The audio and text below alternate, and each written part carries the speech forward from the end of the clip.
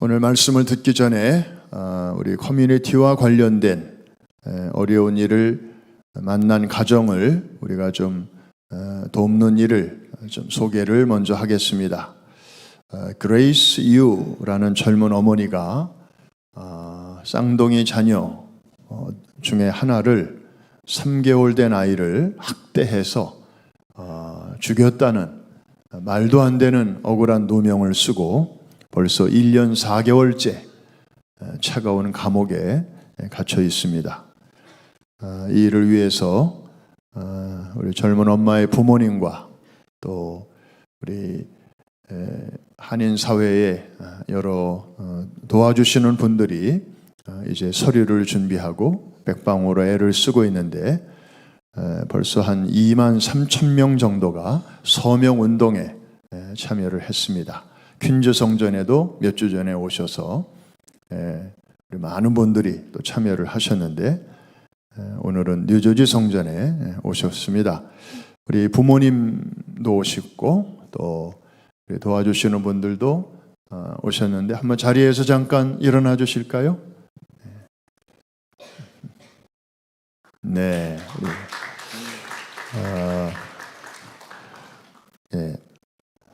이렇게 남의 일이지만 내 일처럼 또 섬겨주시는 그런 분들 덕분에 지금 이 운동이 여러 교회들을 중심으로 잘 협조되고 있습니다.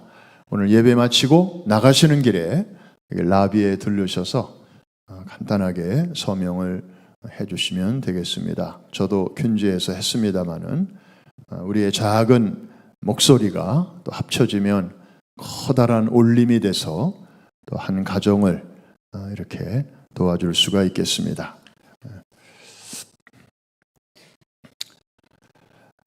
우리 하나님은 참 공평하신 분이십니다. 지난 봄에 한 시간을 뺏긴 것 같았는데 오늘 새벽에 어김없이 또 돌려주셨어요.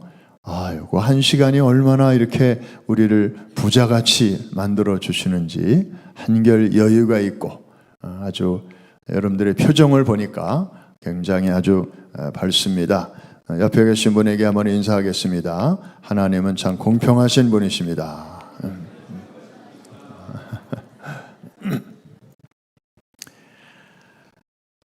아무래도 때가 때이니만큼 뉴스를 틀면 나오는 아주 귀가 따갑도록 들리는 소식이 있습니다. 벌써 한 달째 접어드는 2.8 사태. 벌써 여러 방향으로 지금 디벨롭이 되고 있죠. 여러분, 이 사태가 일어나기 전에는 이 가자 지구는 지구상에서 가장 커다란 감옥이라는 이름으로 불려졌습니다. 250만 정도가 수용되고 있는 지구촌 최대의 감옥이었습니다. 철조망에 다 쳐져 있고 바깥에는 이스라엘 군인들이 지키고 있는. 그런데 지금은 감옥이 아니라 지옥이 되었습니다. 그것도 생지옥.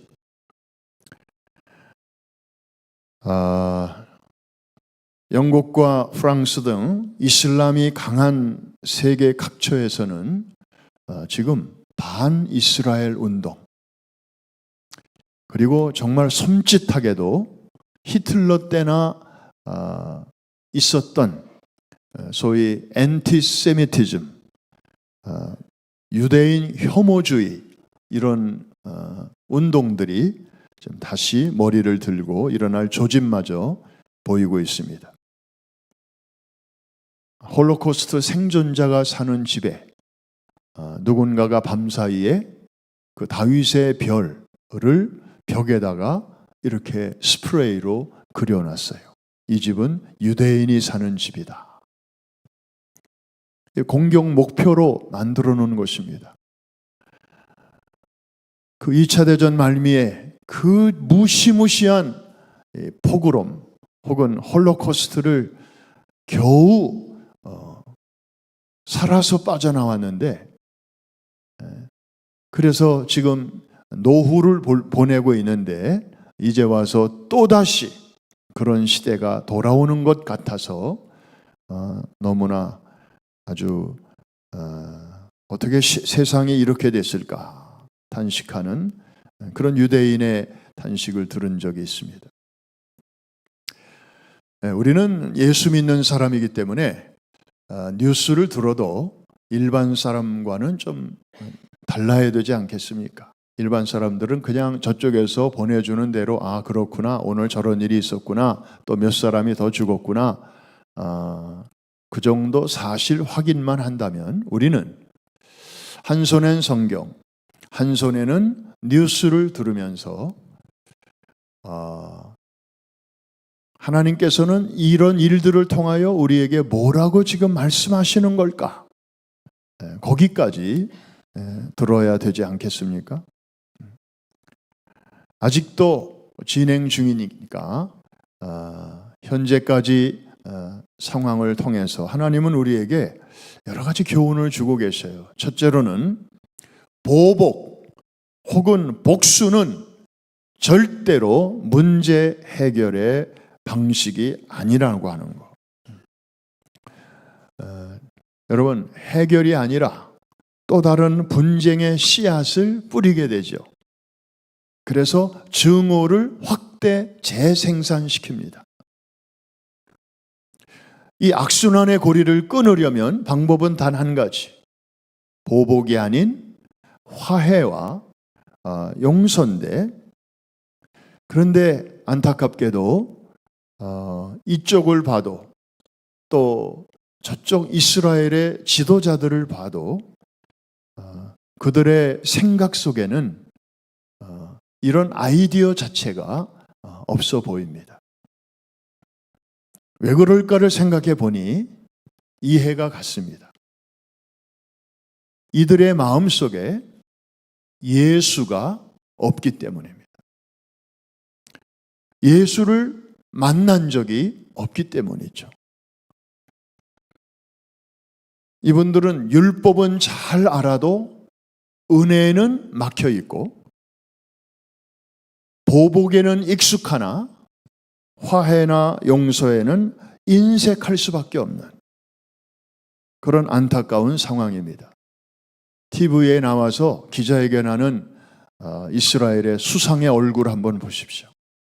국방장관의 얼굴을 한번 보십시오. 저승사자 같아요.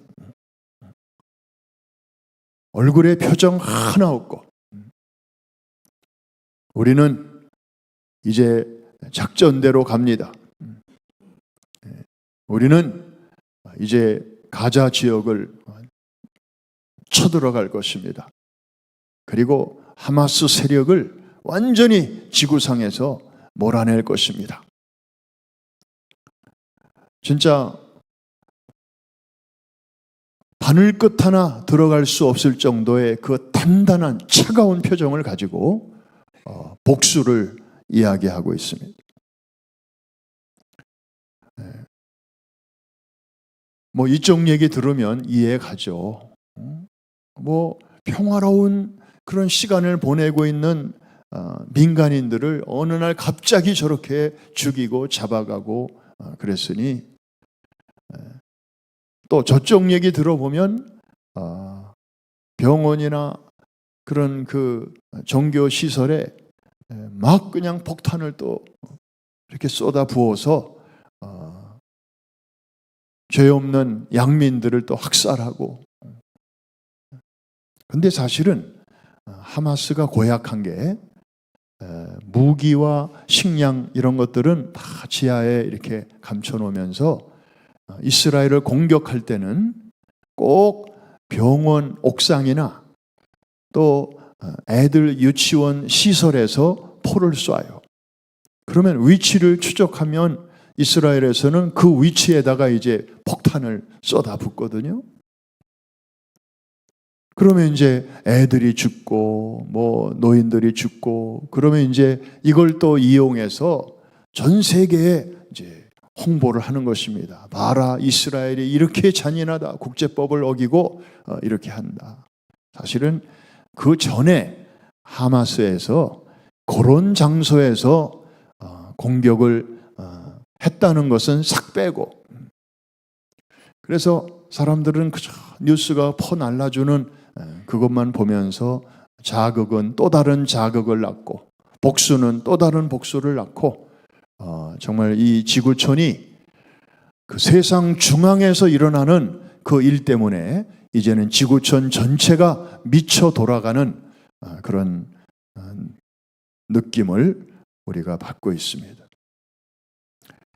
또 하나 우리가 생각해야 할 것이 있습니다. 한 사람의 실수가 얼마나 커다란 비극의 씨앗이 될 수 있는지. 여러분, 오늘날 저 중동의 저 사태는 누구 때문에 시작된 것입니까? 누구예요 도대체?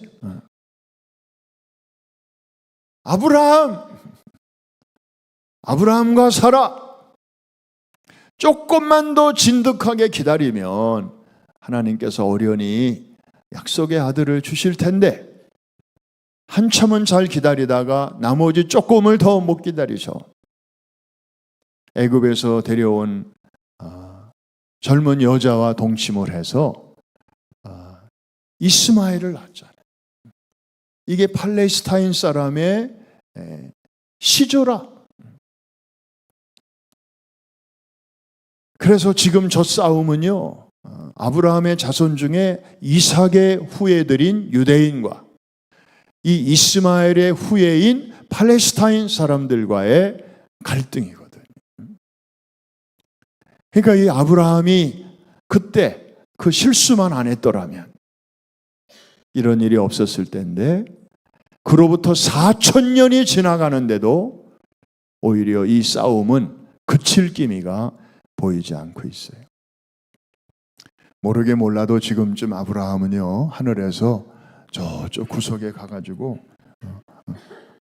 얼굴을 들지 못하고 있을 것 같아요. 많은 사람들의 관심이 있습니다. 혹시 이번 사태가 소위 제3차 세계대전으로 비화될 가능성은 없나요? 조심스럽긴 하지만 아직은 아닙니다. 여러분, 성경적인 3차 대전에 대한 정확한 언급은 지난번에 말씀드린 것처럼 에스겔서 38장과 39장에 아주 자세히 나와 있습니다. 거기에 따르면 3차 대전은 뭐냐?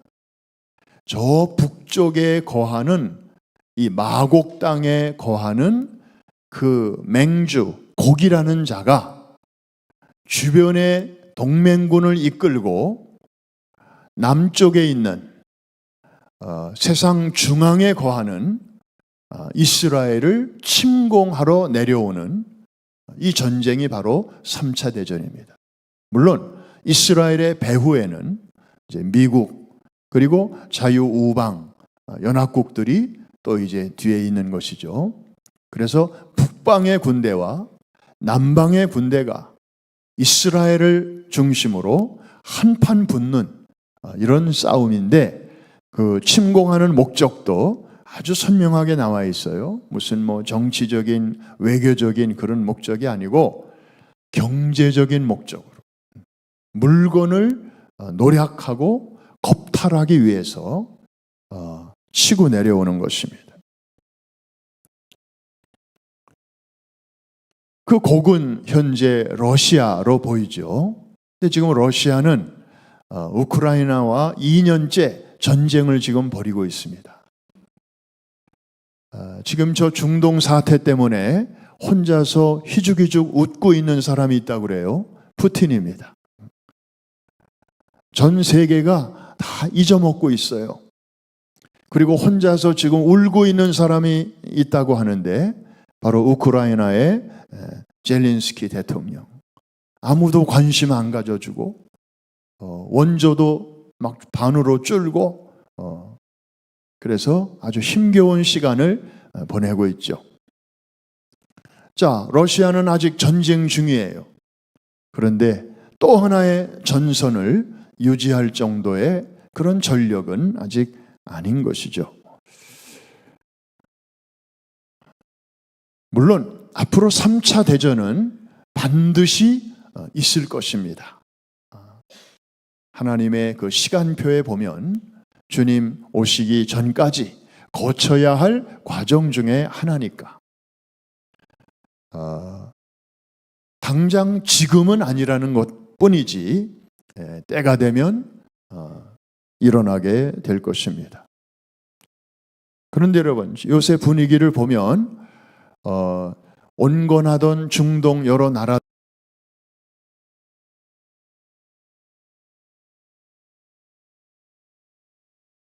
서를 발표하고 마치 팔레스타인 사람들이 다시 하나가 될 것처럼 그런 분위기가 만들어지고 있습니다. 설령 중동의 여러 나라들이 단결해서 이스라엘을 공격한다 할지라도 그것은 또 하나의 중동 전쟁, 즉 제5차 중동 전쟁이 될 수는 있지만 그것이 3차 대전은 아니라는 겁니다. 아까 말씀드린 것처럼 이 성경이 말하는 3차 대전이 되려면 북방의 군대가 주동이 되어서 이스라엘을 침공하러 내려오는 것입니다. 그래서 우리는 한 손에 성경을 또 한 손에 뉴스를 보면서 이제 특별히 북쪽의 동향을 예의주시하는 것입니다.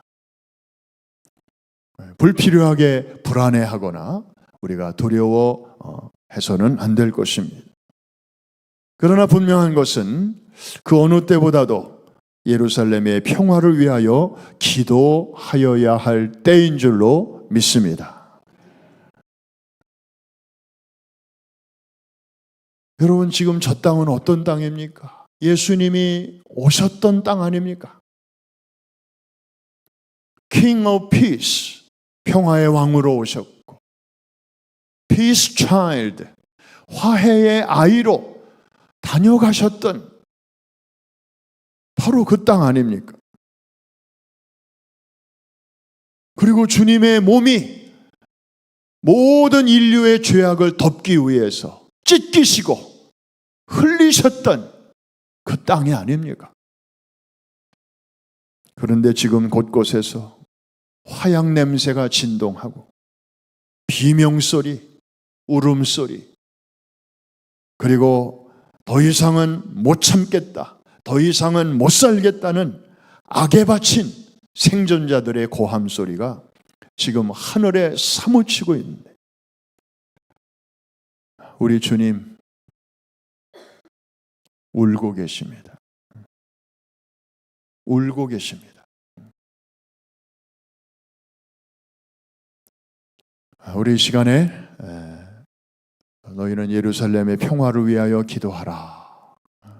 시편에도 말씀하셨는데 우리가 비록 멀리 떨어져 있지만 우리 한 1분만 우리 중동을 생각하면서 거기도 가족들이 있고 거기서 열심히 뭔가를 하는 사람들도 누군가의 아빠고 누군가의 엄마이고 누군가의 자식이고 지금 복수의 영, 보복의 영이 지배하고 있는 그 땅에 예수님의 사랑의 영, 용서의 영, 화해의 영이 속히 찾아오게 하여 주옵소서. 그리스도의 계절이 그 땅에도 임하게 하여 달라고. 우리 이 시간에 1분 동안만 같이 조용한 음성으로 기도하겠습니다. 오 자비하신 주여, 오 주님, 이스라엘을 위해서 기도합니다. 예루살렘을 위하여 기도합니다. 오 주님, 피비린내 나는 아버지 보복의 악순환이 저렇게 계속되고 있습니다. 아버지여, 온 지구촌이 이 일로 인하여 몸살을 앓고 있습니다. 성령의 새바람이 불게 하여 주옵소서. 아버지여, 예수가 없는 저곳에 오 아버지 그리스도의 계절이 아버지의 속히 이루게 하여 주옵소서. 주님의 하십니다. 주님의 뜻이 온전히 이루어지기를 원합니다. 예수님의 이름으로 기도합니다. 아멘.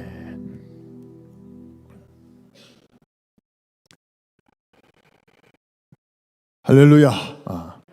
오늘 제목은 일곱 대접입니다. 일곱 대접 재앙이죠. 이 성격은 재앙이니까 한번 따라해 주실까요? 일곱 대접. 제가 첫 시간에 요한계시록을 공부할 때 일곱으로 시작되는 거 세 개를 올바로 이해하면 계시록의 전체 중심 줄거리를 아주 분명하게 잡을 수 있다. 그런 말씀을 드렸습니다. 자, 한번 기억을 더듬으면서 첫 번째가 일곱 인이죠. 두 번째가 일곱 나팔이고요. 세 번째가 일곱 대접입니다. 앞에서 제가 여러분 표정을 보니까 그런 게 있었어. 한 번쯤 들은 것 같긴 한데 뭐 어제 점심 뭘 먹었는지도 기억이 안 나는데 몇 달 전에 한 내용이 어떻게 기억이 나겠습니까? 여러분들은 참 성경적이에요. 보라, 이전 것은 다 지나갔으니 새 것이 되었도다. 그죠? 괜찮습니다. 자, 한번 따라해 주세요. 일곱 인, 일곱 나팔, 일곱 대접. 우리가 어느새 이 마지막 일곱 대접에 이제 도착을 한 것입니다. 자, 이 세 개의 관계는 무엇일까? 책으로 비유한다면 책장을 딱 넘기면 목차가 나오죠. 이게 일곱 인과 같은 것이에요. 목차. 아직 책의 본론을 읽기를 시작 안 했어요. 책의 내용이 뭔지 잘 몰라요. 그런데 목차를 우선 보니까 시작은 이런 내용이고 그 다음에는 이런 내용으로 가다가 결론에는 이렇게 되는구나. 그 두꺼운 책을 미리 한번 이렇게 내용을 이제 가늠할 수 있게 되죠. 이게 바로 인입니다. 인. 그래서 계시해주고 어나운스, 미리 이렇게 알려주는 역할을 하는 것이죠. 그리고 이제 그 다음에 일곱 나팔은 책의 본론이 되겠고요. 그 다음에 대접은 책의 결론이다. 그렇게 이해하시면 되겠습니다. 다르게 또 설명을 한다면 음악회에 갔을 때 아직 막이 열리기 전인데 미리 가서 자리에 앉아 있으면 소위 팜플렛 혹은 플레이비를 손에 쥐게 되죠. 그러면 이제 시간이 있으니까 미리 이렇게 넘겨봅니다. 오늘은 베토벤의 그 작품을 연주하는데 오케스트라는 클리블랜드 오케스트라가 왔네. 지휘자? 오늘 지휘자 이 사람이 왔어. 그리고 제1 바이올린은 이 사람 참 유명한 사람이야. 그러면서 미리 이제 이렇게 보게 되죠.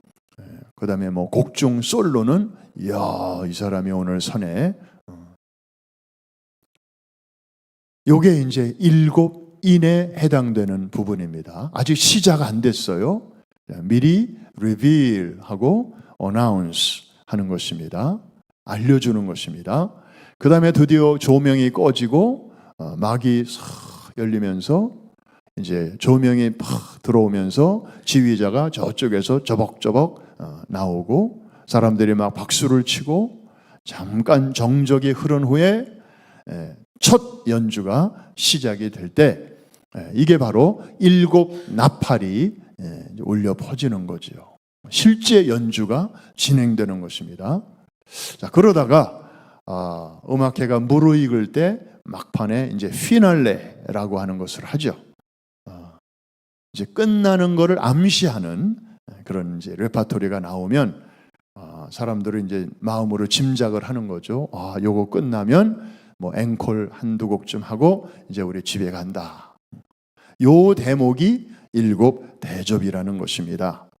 그래서 일곱인에 의해서 reveal, 계시되고 announce, 공지되고 일곱 나팔에 의하여 execute, 시행되다가 일곱 대접으로 이제 accomplished, 완성되는 것이 바로 하나님의 종말적인 재앙이다.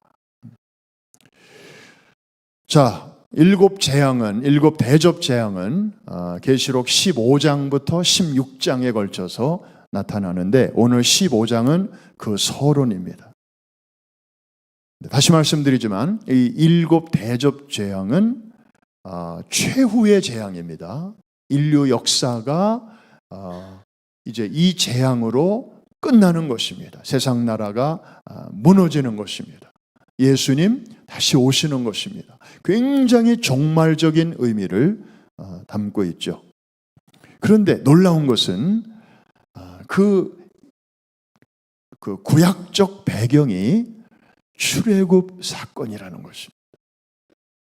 참 감사한 게 요한계시록은 참 이해하기 어렵잖아요. 그런데 그런 우리를 배려하셔서 어려우면 내가 구약시대에 했던 그 사건을 한번 참고해. 그러면 잘 이해가 될 거야 하면서 과거에 있었던 일을 우리가 참고하면 얼마나 이게 이해하기가 쉽겠습니까? 그래서 일곱 대접 재앙은 과거에 그 출애굽 당시에 있었던 사건을 이제 배경으로 깔고 있는데 특별히 홍해를 건넌 사건. 물론 그 전에 10가지 재앙이 땅에 쏟아졌죠. 그때도 하나님께서는 애굽인들에게는 심판을, 히브리인들에게는 보호를 해주셨잖아요. 그러다가 이제 드디어 출애굽을 했고, 그리고 가나안 땅, 자유의 땅을 향하여 가다가 뜻하지 않은 장애물에 부딪히게 됩니다. 바로 홍해바다죠. 뒤에는 군대가 쫓아오고 앞에는 건널 수 없는 물이 가로막고 있는 이런 상황 속에서 하나님께서 어떻게 하셨죠? 홍해를 갈라 육지같이 건너게 하셨습니다. 그때에 그들이 마지막 그 무리가 홍해를 건넜을 때에 뒤쫓아오던 애굽의 군대도 홍해가 갈라져 있으니까 우리도 빨리 쫓아가야 되겠다 하고 그 갈라진 물 사이로 다 들어오게 되었을 때에 하나님께서 어떻게 하셨어요? 물을 합치게 하셨어요. 그래가지고 당신의 백성들이 구원받은 그 장소에서 바로의 군대들이 심판받게 하신 거예요. 구원, 심판 거의 동시적으로 일어나게 되죠.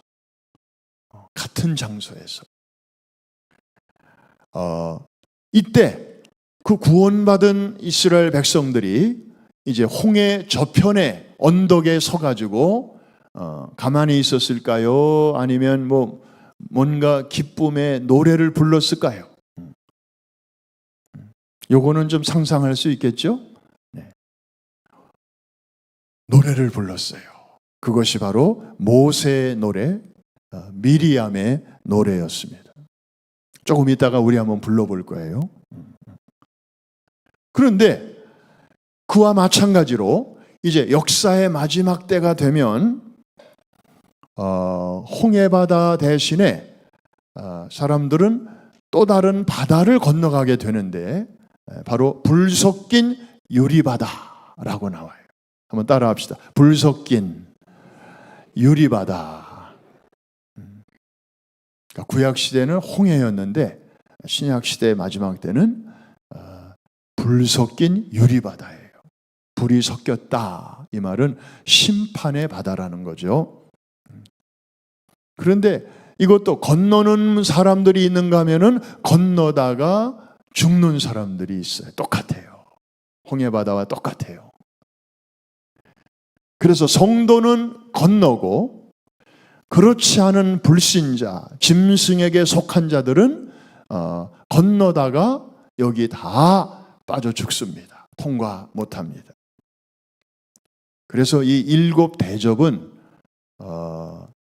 최후의 심판을 앞둔 이 지상에서의 마지막 재앙이고 심판인 것입니다. 자, 이 건너간 성도들도 불 섞인 유리바다 저편에 서서 가만히 있을까요? 노래를 부를까요?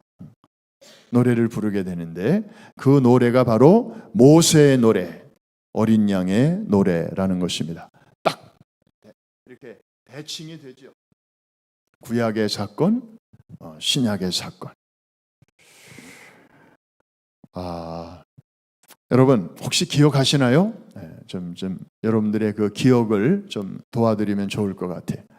2002년 월드컵 당시 코리아와 이탈리아가 16강전 경기를 하고 있었습니다. 1대0으로 대한민국이 지고 있었습니다. 그러면 그렇지, 우리가 이탈리아를 어떻게 이겨? 월드컵을 몇 번이나 재패한 팀인데, 패색이 짙었는데 경기 종료 직전에 누군가가 동점골을 넣었어요. 그 선수한테 미안한데 잘 기억이 안 나요. 근데 하여튼 어마어마한 공을 세운 거지. 그래가지고 연장전으로 들어갔어요. 그냥 끝날 뻔했는데, 근데 연장전을 하다가 누가 극적인 골든골을 넣었어. 그 선수는 제가 기억해. 안정환. 그 머리로 헤딩으로 해가지고 그걸 꽂아놨어요. 이때 국민들이 어땠어요? 이 방에서 TV로 보는 사람, 또 거리에서 대형 스크린으로 보던 사람, 너나 할 것 없이 우선 벌떡 일어나죠. 벌떡 일어나가지고 막 소리를 지르고요. 그리고 가까이 있는 사람은 얼싸안고 막 신나고 하는데 눈을 떠보니까 내가 모르는 사람이야. 그래도 상관없었어요. 완전히 우리는 하나였으니까. 그리고 집에서 가지고는 안 되니까 거리로 그냥 다 뛰쳐나와가지고 빨간 옷들을 입고, 그리고 막 스크럼을 짜고 어깨동무를 하면서 그때 구호를 막 외치는 거예요. 대한민국!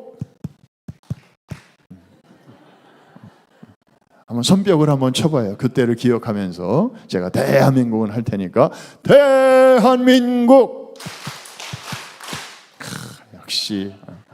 역시. 네. 근데 그것만 가지고 또 양이 안 차니까 그 다음에는 이제 노래를 부르더라고요. 승리의 노래.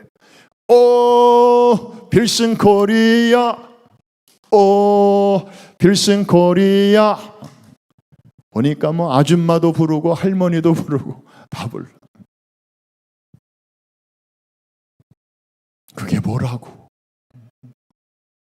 16강 올라간 건데. 근데 전 국민이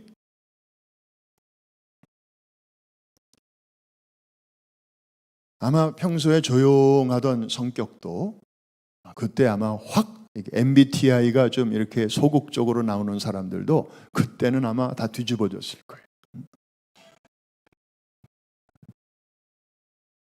여러분, 그냥 축구 경기에서 그냥 한번 중요한 경기에서 이긴 것 뿐인데 전 국민이 이렇게 환호하고 노래를 불렀다면, 지금 이 모세와 이스라엘 백성들은 정말 죽을 뻔한 자리에서 하나님이 살려주신 그 기쁨과 감격을 가지고 홍해 저편에 서서 어떤 노래를 불렀을까? 여러분, 그 느낌을 가지고 한번 불러보십시다. 출애굽기 15장 1절과 2절입니다. 다 같이 시작. 이때에 모세와 이스라엘 자손이 이 노래로 여호와께 노래하니 일렀으되 내가 여호와를 찬송하리니 그는 높고 영화로우시며 말과 그 탄자를 바다에 던지셨음이로다. 그 다음 여호와는 나의 힘이요 노래시며 나의 구원이시로다. 그는 나의 하나님이시니 내가 그를 찬송할 것이요 내 아버지의 하나님이시니 내가 그를 높이리로다. 구약 시대에 불렀던 승리의 노래. 그러면 이제 앞으로 신약 시대 마지막 때 우리가 부르게 될, 아직 안 불렀어요. 그러나 부르게 될 그 찬송도 한번 불러봐야죠. 계시록 15장 1절로 4절. 여기까지 하고 마칩니다. 자, 1절로 4절입니다.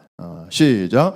또 하늘에 크고 이상한 다른 이적을 보매 7 천사가 7 재앙을 가졌으니 곧 마지막 재앙이라. 하나님의 진노가 이것으로 마치리로다. 또 내가 보니 불이 섞인 유리바다 같은 것이 있고 짐승과 그의 우상과 그의 이름의 수를 이기고 벗어난 자들이 유리바닷가에 서서 하나님의 검은 고를 가지고 하나님의 종 모세의 노래 어린 양의 노래를 불러 이르되 주 하나님 곧 전능하신 이시여 하시는 일이 크고 놀라우시도다. 만국의 왕이시여 주의 길이 의롭고 참되시도다. 주여 누가 주의 이름을 두려워하지 아니하며 영화롭게 하지 아니하오리까? 오직 주만 거룩하시니이다. 주의 의로우신 일이 나타났음에 만국이 와서 주께 경배하리이다 하더라. 아멘. 아멘입니까? 바로 하나님은 저렇게 마지막 날에 7 대접 재앙을 통해서 구원할 자를 최후로 구원하시고 그리고 멸망시키실 자를 공의로 멸망시키실 것입니다. 이것이 바로 7 대접입니다. 여러분 한 가지만 복습할까요? 과거 구약 이집트 땅에 10가지 재앙이 쏟아졌을 때 하나님께서 구별하셨습니다. 택한 백성들이 사는 고센 땅을 구별하셨습니다. 할렐루야. 그 다음에는 하나님의 백성들과 바로의 백성을 구별하셨습니다. 할렐루야. 그리고 하나 더 구별하신 게 있어요. 이스라엘 백성의 가축과 애굽인의 가축을 구별하셨어요. 소유물까지도 구별하셨다는 것입니다. 사람도 땅도 소유도 하나님께서 끝날까지 구별하시고 지키시고 보호해 주신다고 약속하셨습니다. 그러므로 대접, 재앙 이것만 바라보는 사람들은 아이고 무서워라. 아유 그런 날이 안 왔으면 좋겠다. 그 두려움에 사로잡히겠지만 그러나 하나님의 약속의 말씀 그 대접 속에도 면면이 흐르고 있는 하나님의 약속을 함께 바라보는 사람은 우리는 괜찮아. 하나님이 보호하셔. 우리가 그 환난 중에 있지만 하나님께서 보호막을 씌워주시고 그래 이 구약시대에 그래서 그런 일들을 다 써놓으셨잖아. 고센 땅에 있는 사람들에게는 그 재앙이 쏟아지지 않도록 괜히 써놓으셨겠어? 말세를 살아가는 우리 보고 잘 참고하라고 그렇게 하시는 거지. 그러면서 여러분도 안심하고 또 주변에 떠오는 사람들을 안돈시키라고 하나님이 우리를 이렇게 은혜 주시는 줄로 믿습니다. 그래서 이 예언의 말씀을 읽는 자와 듣는 자들과 그 가운데 기록하는 것을 지키는 자들이 복이 있나니 때가 가까움이라. 하나님의 말씀을 가까이 하시기를 바랍니다. 그러면 두려움은 멀어질 것입니다. 하나님의 말씀을 지저분하게 여러분의 손때를 많이 묻히시기를 바랍니다. 그러면 여러분의 심령이 깨끗해질 것입니다. 한번 따라해 주세요. 한 손에 신문을, 다시 한 손에 성경을, 한 손에 뉴스를 정신 똑바로 차리고 하나님의 시각으로 세상을 바라보자. 그래야 될 줄로 믿으시면 아멘 하십시다. 기도합니다. 하나님 아버지 감사합니다. 오늘도 거룩한 주의 날에 불러 모아주시고 복잡하고 분요한 뉴스의 홍수 속에서도 하나님의 빛나는 약속을 저희들이 붙잡을 수 있게 하시니 감사드립니다. 오 주여, 시대와 역사 앞에서 오늘도 일하시는 하나님의 그 거친 숨결을 저희들이 느끼기를 원합니다.